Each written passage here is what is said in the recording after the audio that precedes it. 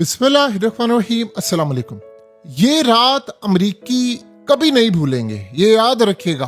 बिल्कुल भयानक रात थी।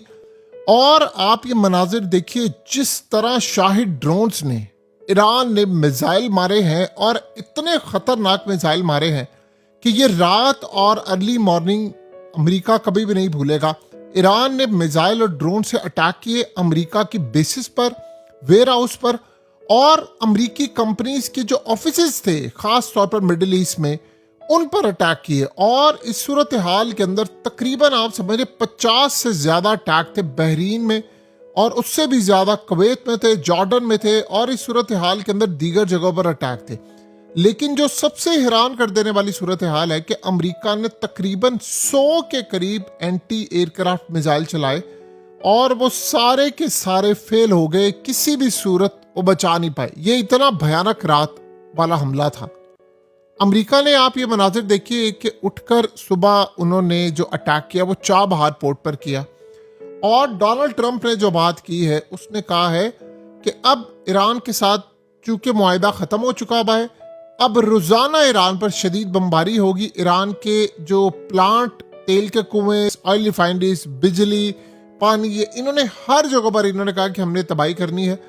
और अब जो सूरत हाल पैदा होने वाली है, वो कह रहे हैं कि अब हम पावर प्लांट को, ब्रिजेस को भी उड़ा देंगे और ईरान के साथ कोई डील नहीं करेंगे। ये तो चले चीज समझ आती है, लेकिन जो सूरत हाल पैदा हुई है वो तो बिल्कुल ही भयानक है, बिल्कुल भयानक। और अमेरिका देखिए चाइना पर इल्जाम लगा रहा है, कहता है ये ईरान और यमन के हौसियों के साथ खड़े हैं और अपनाए हॉर्मस में कुछ भी काम नहीं किया जा रहा। अब यहाँ पर जो सबसे बड़ा मसला ये हुआ है कि कतर में अमेरिका के जो, आप ये सैटेलाइट इमेजेस देखें, कतर में अमेरिका के जो सबसे बड़ा फौजी अड्डा है अल उदैद एयरबेस, यहाँ पर असल में खास तौर पर जो रिपेयर सेंटर है अमेरिकी जहाज़ों का, उसको भी उड़ा दिया है। यानी जहाँ पर अमेरिकी जहाज़ों और दीगर का मामला क्लियर होता है, जहाँ पर उनके लिए कोई फायदे की सूरत हाल होती है, उसको भी असल में उन्होंने उड़ा दिया है।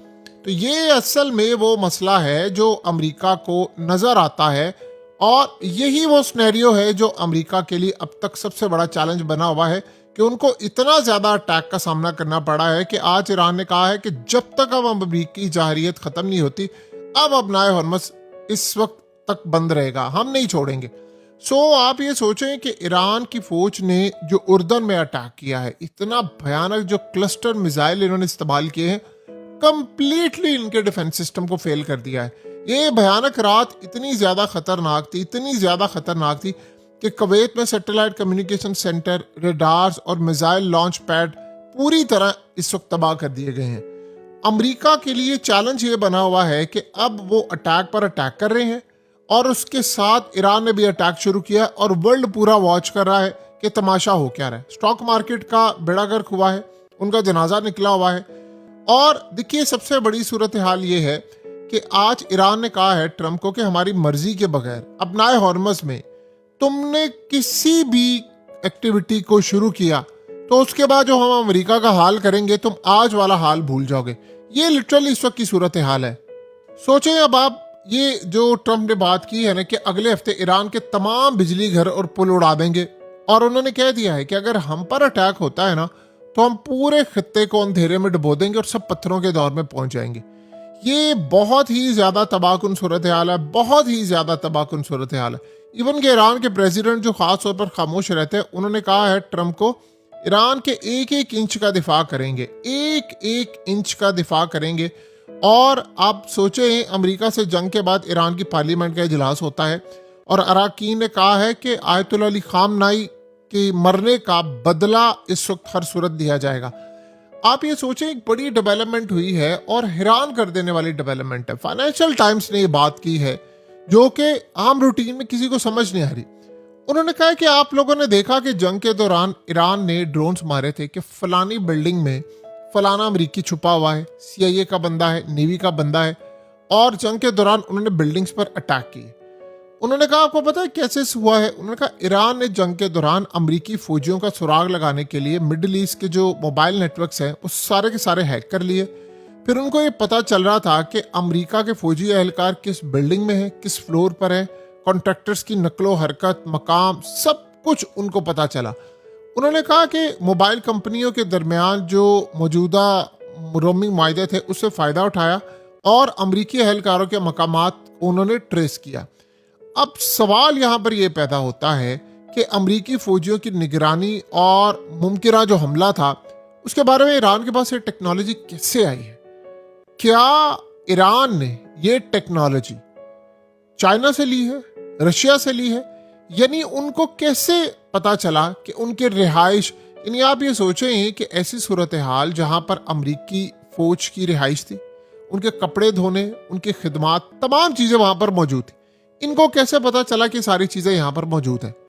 अब मसला सारा यहाँ पर यह होता है कि आज के दौर में डिजिटल निगरानी के लिए आपको कोई फ़ोन हैक करने की ज़रूरत नहीं होती। स्मार्टफोन्स बड़ी मिकदार में यानी ज़ाती मालूमात रिलीज़ कर देते हैं। ये बहुत सारे हमने ऐसे मामला देखे हैं।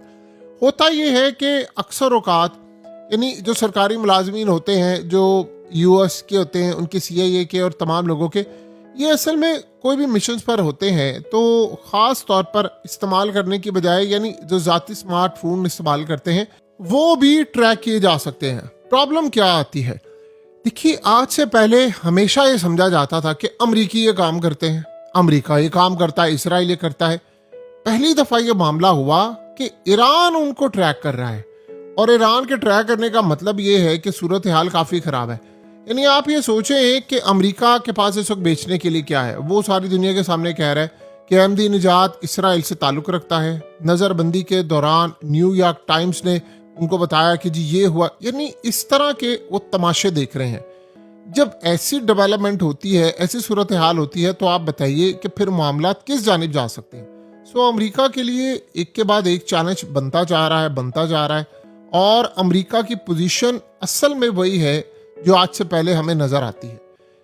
इस वक्त अमरीका को ये बात हजम नहीं हो पा रही कि हमारे लिए इतना बड़ा चैलेंज ये जो बना हुआ है, इसको हम टैकल कैसे करेंगे, कैसे हम इसको मैनेज करेंगे, जो कि उनके लिए काबिल कबूल सूरत हाल नहीं है। अब अमरीका को ये बात अच्छी तरह मालूम भी हो चुकी हुई है कि हमें अब यहाँ से अगर निकलना है तो हमें कोई एक्स्ट्रा काम करना पड़ेगा। देखिए, अगर आप उनके बिजली घरों को तबाह करेंगे, कोई भी काम करेंगे, तो अगले फिर पलट कर आपके इत्तेहादियों के साथ भी यही हाल करेंगे। तो जब ऐसी सूरत हाल होगी तो बताएं फिर आप कैसे चलेंगे, क्या मामला होगा? ये नाकाबिले कबूल सूरत हाल इस वक्त अमरीका को बहुत ज़्यादा डिस्टर्ब कर रही है, क्योंकि उनके इत्तेहादी इस वक्त लग ऐसे रहा है कि वो अमरीका का साथ छोड़ देंगे। और अमरीका का साथ छोड़ने का मतलब ये है कि अमरीका के फौजी अड्डों को भी फारिग करना। ईरान ने फिर पैगाम दिया है सारे ममालिक को। उन्होंने कहा कि देखें, अब ये लड़ाई बड़े खतरनाक मरहले में दाखिल होने वाली है, सब कुछ अंधेरे में जाने वाला है। अगर आपने यहाँ पर चुप साध ली और आपने अमेरिका को अड्डे दिए रखे तो फिर आप और हम सब तबाह हो जाएंगे। देखिए, अमेरिका का क्या है, अमेरिका अपने मुल्क में बैठा हुआ है, उसका इंफ्रास्ट्रक्चर तो नहीं ना तबाह होना। अगर बिजली घर ईरान के तबाह होंगे तो खित्ते पूरे के हो जाएंगे। अगर वहां तबाही होगी तो यहाँ पर भी हो जाएगी। अगर ऐसी सूरत हाल होगी तो हर जगह होगी। तो अगर ऐसे मामलात, ऐसी सूरत हाल, ये तमाम चीज़ें होंगी तो बताएं बाकी फिर सिनेरियो क्या होगा, कैसे आप चीज़ों को आगे लेकर चलेंगे। ये असल में सूरत हाल पैदा हो रही है। अब देखते हैं अमेरिका के साथ क्या सूरत हाल पेश आती है। देखिए, अमेरिका कर क्या रहा है कि उसके पास बेचने के लिए ये है कि अहमदी निजात के बारे में वो बार बार कह रहे हैं कि जी वो रजीम चेंज ऑपरेशन में शामिल था, वो फलाना था। आप जो मर्जी कर लें, आप इस तरह के प्रोपेगेंडा करें और उसके बाद कि नहीं, अगर लेट से कोई बंदा इस वक्त शामिल होता है, ईरान ने इसको छोड़ना नहीं था। असल मसला ये है कि आप अंदर फूट डलवाना चाहते हैं। अमेरिका जिस लड़ाई को अब लड़ रहा है या लड़ना चाह रहा है, उसके जो असरात हैं, कॉन्सिक्वेंसेस हैं, इतने ज़्यादा भयानक हैं, इतने ज़्यादा भयानक है कि ऐसा लग रहा है कि पूरा वर्ल्ड उसकी लपेट में आ जाएगा और बचेगा कुछ भी नहीं। ये असल सूरत हाल इस वक्त पैदा हो रही है और अमेरिका के लिए वाकई बहुत बड़ा चैलेंज है, बहुत बड़ा चैलेंज है कि वो इस सारे के सारे खेल को किसी ना किसी तरह रोक ले। अब देखते हैं कि अमेरिका के साथ आने वाले वक्त में क्या सूरत हाल होती है, सिनेरियो क्या बनता है। लेकिन अगर ऐसे ही रहा तो जिस तरह रात की तबाही हुई है, ये डबल होना शुरू हो जाएगी और इससे दुनिया का कुछ भी नहीं फायदा होने वाला। दुनिया सिर्फ बर्बादी की तरफ जा रही है। ना आपकी स्टॉक मार्केट काम कर रही है, ना जॉब्स। देखिए, तेल का मसला ये है कि पूरी दुनिया इससे असरअंदाज हो रही है। कितनी देर तक आप ये काम करेंगे? एक ना एक टाइम पर आकर आपको अमेरिका को रोकना पड़ेगा। वो बदमाशी की सारी हदें क्रॉस करता हुआ आपको नजर आ रहा है। यानी एक होता है लिटरली बदमाशी का सारा मामला हदें क्रॉस करता हुआ आपको नजर आ रहा है। तो जब ऐसी हदें क्रॉस होती हैं तो बताएं फिर सूरत हाल क्या होती है।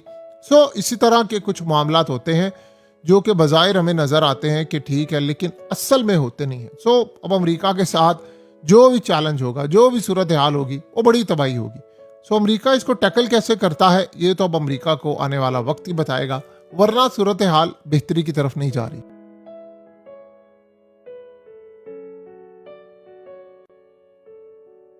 हकीकत टीवी को सब्सक्राइब करना मत भूलें, वीडियो को लाइक करें, शेयर करें और कमेंट सेक्शन में अपनी राय का इजहार जरूर करें।